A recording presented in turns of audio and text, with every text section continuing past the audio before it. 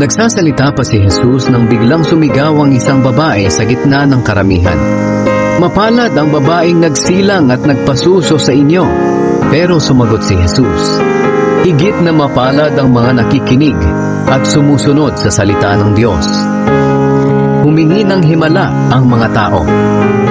Nang lalo pang dumarami ang mga tao, sinabi ni Jesus, napakasama ng henerasyong ito. Humihingi sila ng himala, pero walang ipapakita sa kanila maliban sa himalang katulad ng nangyari kay Jonas. Kung paanong naging palatandaan si Jonas sa mga taga Ninive, ganoon din ako na anak ng tao sa henerasyong ito. Sa araw ng paghuhukom, tatayo ang reyna ng timog at ipapamukha sa henerasyong ito ang kanilang kasalanan. Sapagkat nanggaling pa siya sa napakalayong lugar upang makinig sa karunungan ni Solomon. At ngayon, narito ang isang nakahihigit pa kay Solomon, pero ayaw ninyong makinig sa kanya.